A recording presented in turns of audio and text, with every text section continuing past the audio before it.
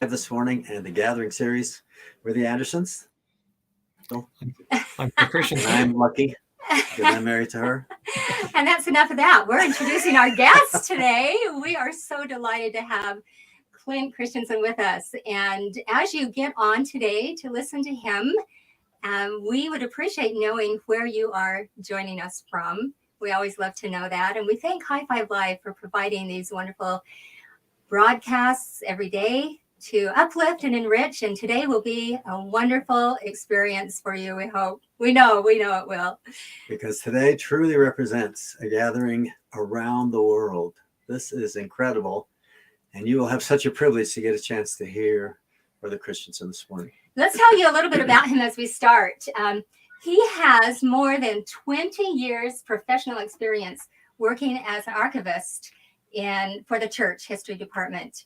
And he works out of church headquarters, but he's hardly ever there probably because he travels a lot. He works in the Global Support and Acquisitions division, and is involved in collecting international church history for 1/3 of the world. I read that just overwhelming to me. He oversees projects and travels to document the history of the church in Asia Pacific and the Philippines.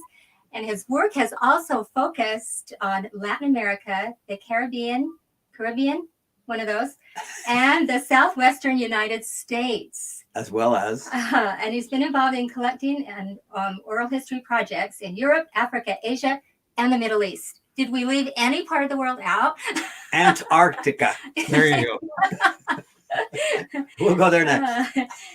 Anyway, he and his wife, Angie, adopted and have been sealed to their 3 children, an African-American son, an East Indian son, and a Thai daughter. And hopefully he'll share a little bit about those stories with us. That's International Gathering right there. Yes. Right.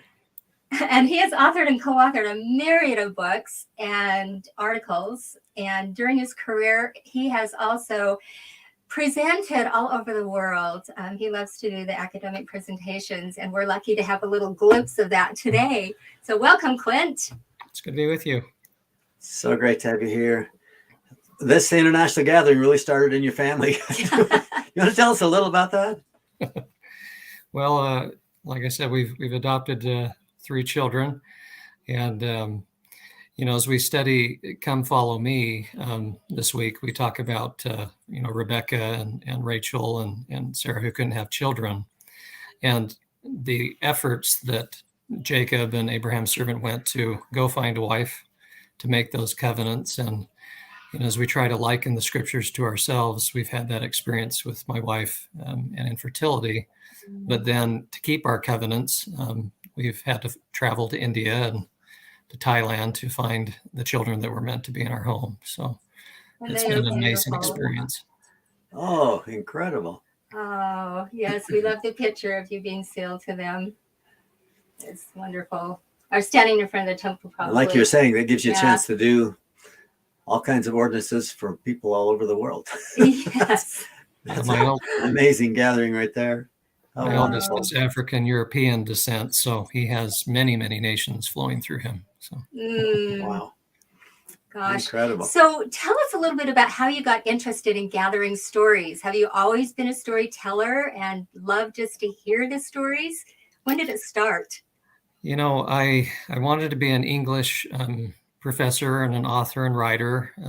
I remember as a teenager going with my grandma to her church for a Christmas program where Elder Thomas S. Monson had just got back from East Germany in the 80s, and him telling story after story. And I've always loved the stories of the church. My grandmother gave me books as I was a teenager of Matthew Cowley Speaks and stories about John A. Whitsoe. And so I don't write fiction stories. I ended up gathering real life stories for the church. So. And that's fun for you to mention that. I was there when Thomas Monson used to come over and he'd travel into East Germany and come back and tell us the latest and greatest thing that he'd been through. And it was just every time so stunning. So I relate to that a lot. Yeah, he's one of the greatest storytellers in the church.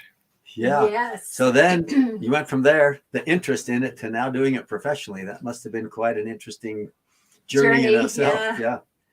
And a lot of people don't know what the church history department does. We have the responsibility, the mandate really from the day the church was organized, section 21, where it says a record shall be kept. And what is that record? Is it the dates and names and people? Of course it is, but it's also the experience of the Latter-day Saints. And later on in the Doctrine and Covenants in section 47, it says that a history should be kept continually. And stories relate so much to that because it's the stories in the scriptures, it's the stories in our lives that show the hand of God in doing his work. Absolutely. That is so true. And they're the things that endear us to them. And as we do, they transform our own lives through their courage and faith. And wow. I guess most recently you've been doing a lot of your work in Asia and the Pacific. Is that the latest focus for you? Yes. Yeah, I'd love to hear more about that.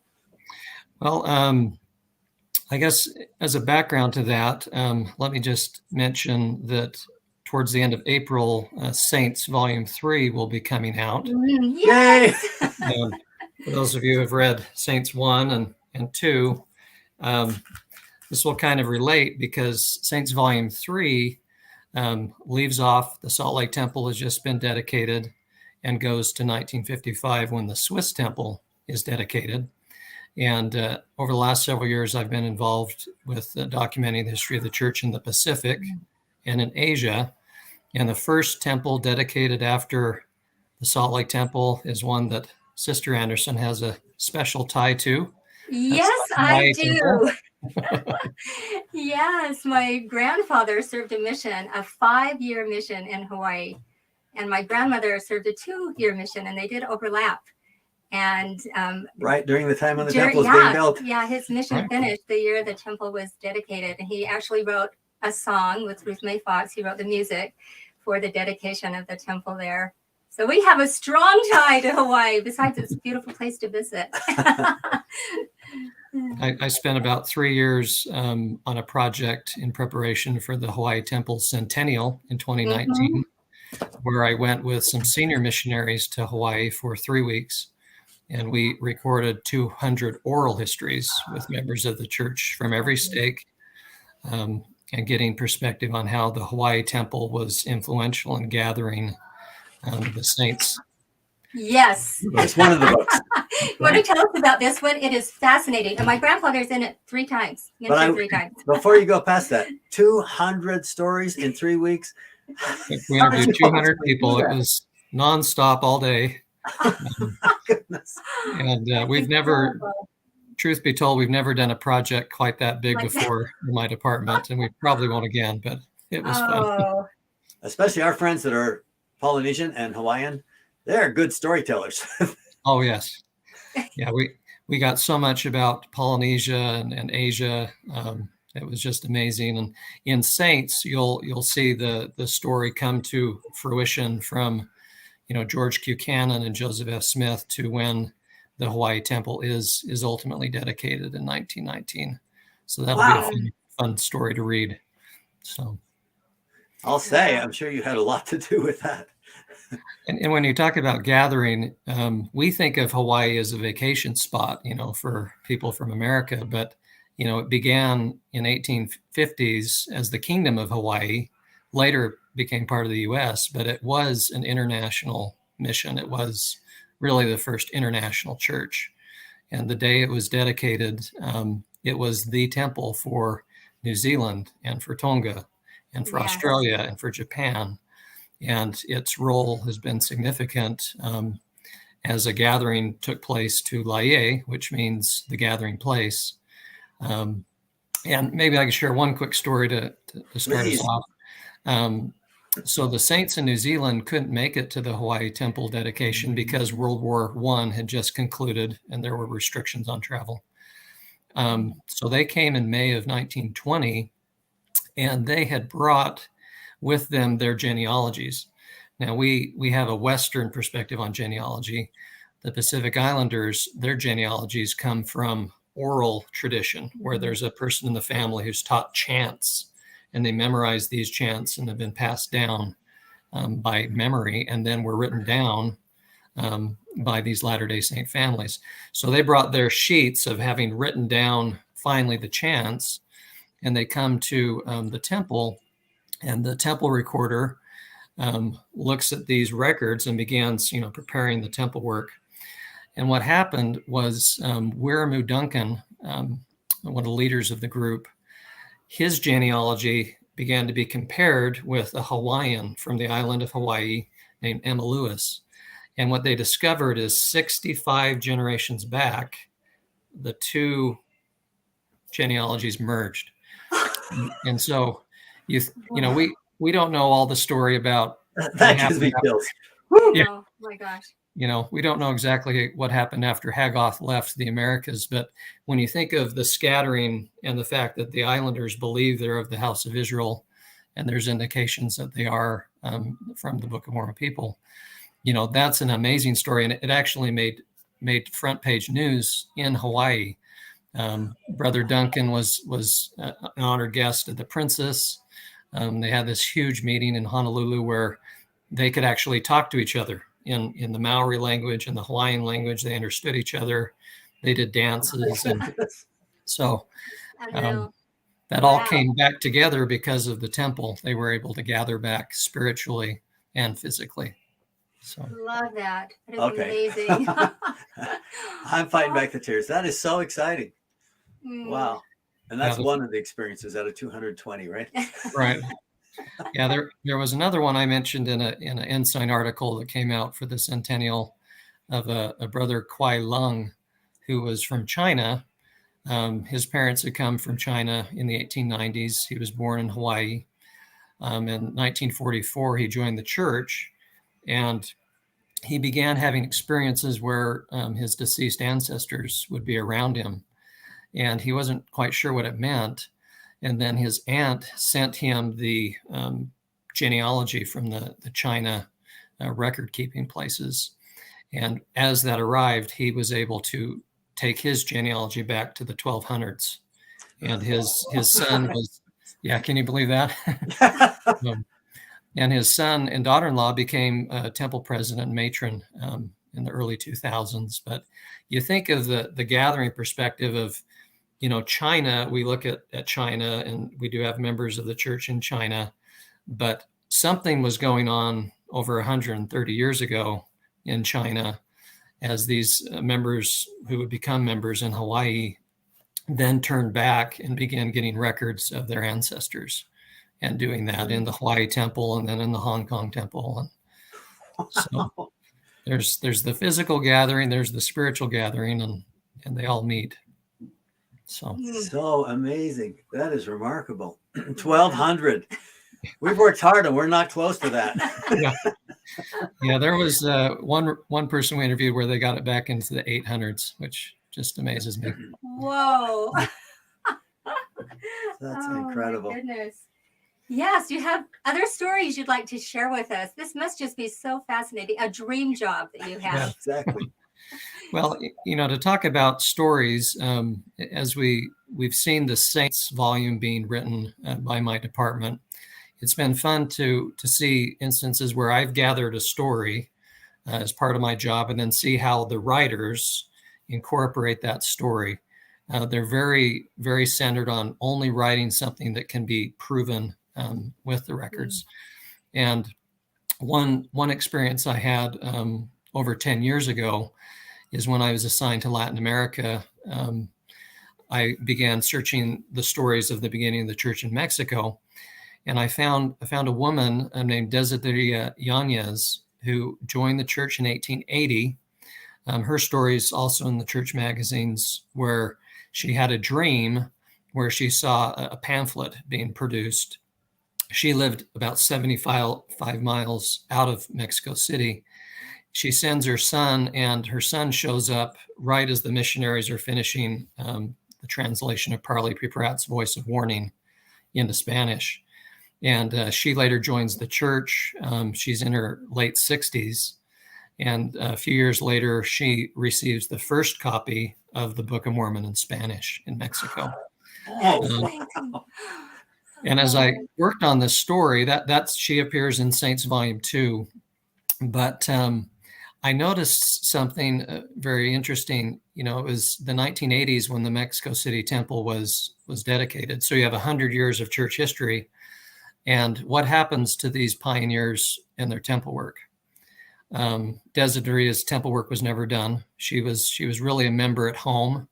The church pulled out back and forth into Mexico for many years until the colonies became very strong. And so I had a volunteer who was a Latina. She was from Mexico. And we said, well, can we do her temple work? She's a Latter-day Saint. Her descendants weren't in the church. So I asked the area president and received permission for her temple work to be done by my volunteer who was from Mexico.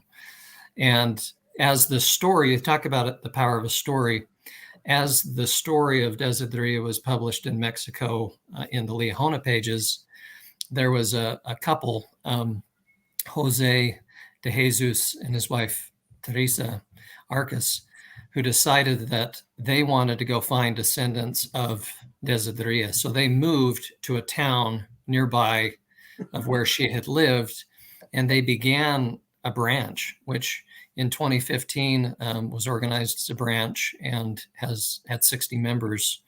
And you think of the power of a story, the power of one Latter-day Saint who never got to go to the temple, never really saw the church except for from the scriptures. And yet today there's a branch because of the power of her story in Mexico.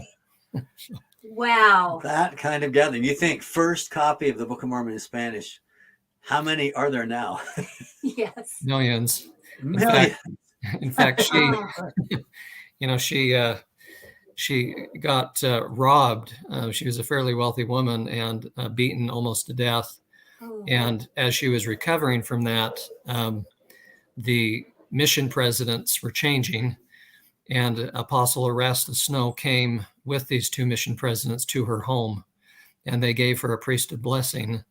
And the outgoing mission president said, well, you know, the Book of Mormon is being published in Salt Lake in Spanish.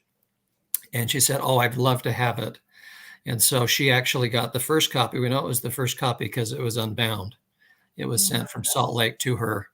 And we have records that she received it. And anyway, so I love Desideria and was so grateful that her temple work finally got done. And isn't it interesting how that all ties in? Erastus Snow gave my grandfather a blessing in Denmark, healed him. And the reason I'm alive is because Erastus Snow gave a blessing to my grandfather. And he came here, and here's Erastus down in Mexico, blessing the sweet lady. It's just one big global, beautiful gathering family, isn't it? That's right. That's very touching to me. Oh my. Our former church historian was Stephen E. Snow, who's a direct descendant of Erastus Snow. So the history continues through him too. So true. Fascinating. Wow.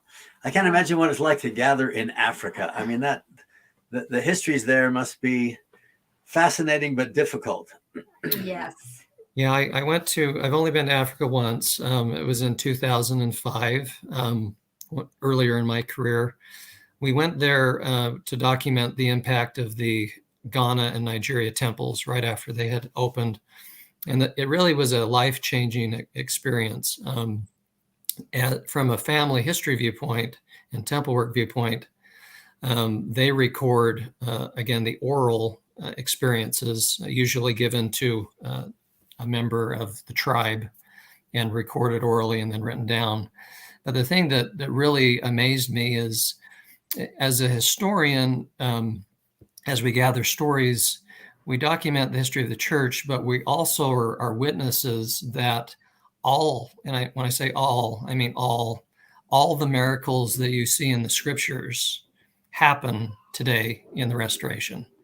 And as we record those experiences of, going to Africa, and you hear about the gift of dreams and visions and the manifestations of people from the spirit world who want their temple work done. And so they tell their children and their grandchildren. There's just a very different feeling with the Africans. And we got to interview them. I got to meet Joseph William Billy Johnson, who was really one of the founders of the church in Ghana, and interview him about what was his experiences before the church came in 78 and how did he work through that struggle. he shared an experience which isn't widely known.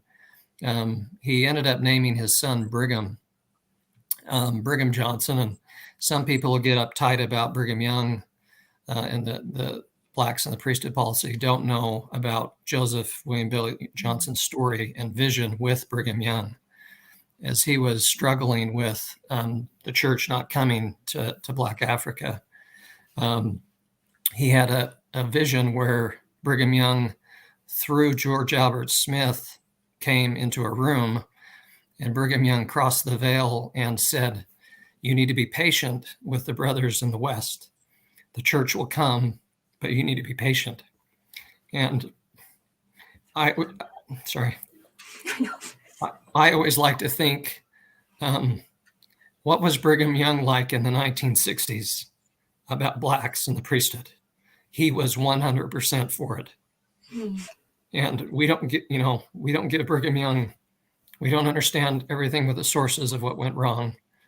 And, I have an African-American son, so I understand very clearly the issues. I've traveled to Brazil and recorded experiences about blacks and the Afro-Brazilians. But I love that experience. There's no greater person than Joseph William Billy Johnson, visionary, dream sealer, patriarch, worked in the temple, and just an amazing leader. And I left Africa just amazed at the faith and the experiences that they have that are right out of the New Testament. Yes. And in reality, I think, Clint, what you're gathering, if it happened back then, would be in the scriptures. Right. And now this gathering of these stories is our modern day record of scriptural experiences that can benefit and bless and build faith and strengthen and teach and testify of the Savior everywhere, worldwide. Everywhere. Yeah.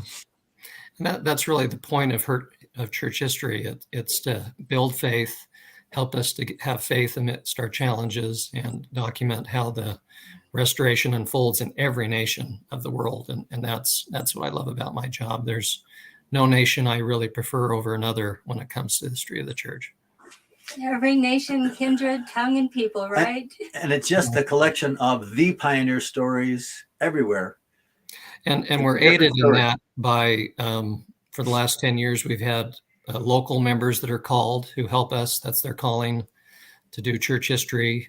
We have senior missionary couples that travel to some of these countries and work in a location for us to gather the history of the church. And a lot of people don't know that we're very proactive. And then, as the Doctrine and Covenants says, we're supposed to keep a history continually. And March 31st, every unit of the church is supposed to turn in a history of their ward and stake, the experiences that they have. And I wish more members of the church understood that they're just like Lehi and his family. That, they have ups and downs, they have experiences. If they record them, they can be of value to the church. They can be put up on Family Search as memories, and it just strengthens the whole body of the church. Oh, yes. So and true. Right now, speaking of my grandfather and his mission, we are transcribing, my cousin actually is transcribing his journals from 5 years of serving in Hawaii. And we're putting those on Family Search memories. We're putting them on Facebook in our family group so that everyone can get on there and learn from these tremendous experiences that he had that we haven't even seen before. And I am just so grateful that we will be able to donate all those journals when we're finished to the Church History Museum, Library, Church History Library in Hawaii, and that even more will be able to benefit from that history that he recorded. And like you say, let's all record. You never know what kind of influence you can have from just recording the daily events of your lives. Just while you've been saying that, Clint, my grandfather was a mission president in Billings, Montana, like 51 to 54. And he had a vision that there would be a temple there and wrote about it in his journal. I went up there when they'd started to build the temple, and I walked out to the temple site and I said, my grandpa saw this temple. And they said, well, you better see it too. So they took me through the whole temple and showed me what was happening. But as I walked through, I realized that connection, that this beautiful gospel restoration experience goes on in our families, and to record those personal experiences and get them. I think you even collect missionary journals and things like that. Is that correct? Or yeah, the way we collect the history of the church is through missionary journals. We record oral histories. There's video and film and many different types of records, that photographs, and it all comes together. So you'll also find when Saints Volume 3 comes out, they've embedded with the text photographs that go along with it and videos. And so it's even more. Wow. When's it coming out? Come on. April 22nd. Okay. And so how does one go about donating family history journals to the church?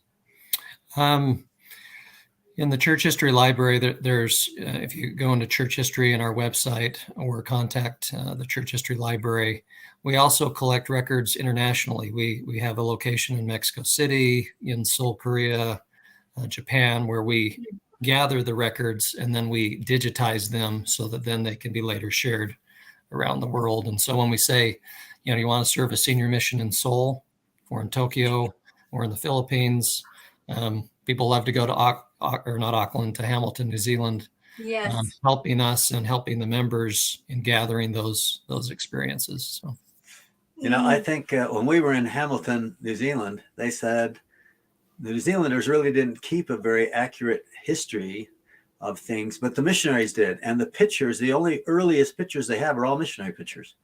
And they have all these, and it really is the national historical site to see what the missionaries recorded from years and years and years. So it's amazing what is being done. And you adapt by the culture, in the Pacific Isles, it's more of an oral, and so we use oral and video histories and their dances, their pageants, their haka, they tell a story. So I should mention maybe one more thing about an experience I had in the Hawaii project. As we look and say, we're in the borderline of the millennium, and what can we do to be prepared, doing our family history and our temple history. I got an unusual insight into the future when I interviewed a former temple president who had been given the assignment by the prophet, and this is publicly known, so I'm not disclosing things that I shouldn't, but there had been a member who had a Polynesian tribe appear to him wanting their temple work done. And this temple president had been asked by the prophet to verify this and gather the information for the temple work to be done. And as we wonder, what is it going to be like in the millennium to get the work done back to Adam for those who want it? This temple president had to deal with the issue of, was it legitimate? And it was. How did these people, who were born in the morning of the typhoon, who knows what the year was, and dealing with, how do you do the temple work? And their names were amazing. They're all descriptive names of the seasons. But as we do our work today and push it back as far as we can, we see glimpses in Africa of, their ancestors coming and asking for the work. We see glimpses in Hawaii and Polynesia of tribes eventually coming for the work. And so there's definitely, I'm just a historian and I'm not that in tune, but we can see that there will need to be a generation of people that are in tune enough with their ancestors to be able to move that work back in an amazing way. So.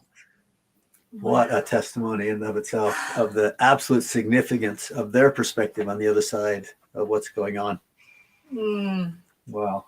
So true. That is so beautiful. Anything else you'd like to share? You have been such a blessing to us personally. Yes, thank you. You've collected our family history. Yes, you have.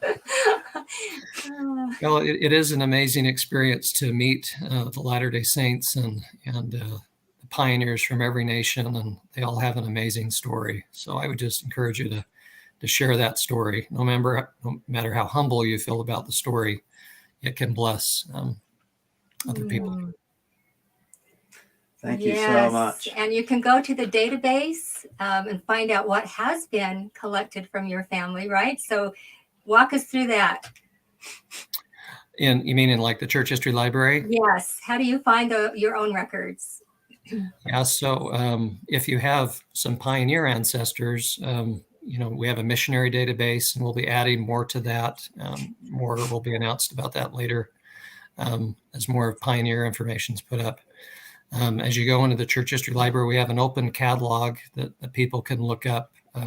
Church units, if you know an ancestor lived in a particular place where they mentioned in the records, and you can look up, your ancestors and say, oh, there might be a journal from someone you don't know.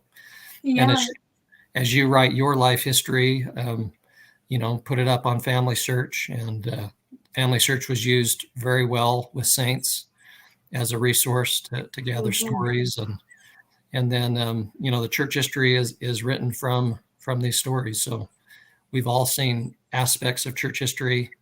Even in the last few years, we've worked to gather stories and interview about the pandemic. One of the photographs used in General Conference about the missionaries coming out of the Pacific Islands, that came from one of our missionaries. So Wow. So great. Oh my goodness. This has been so informative and inspirational. Thank you for being with us today. We hope to have you back soon.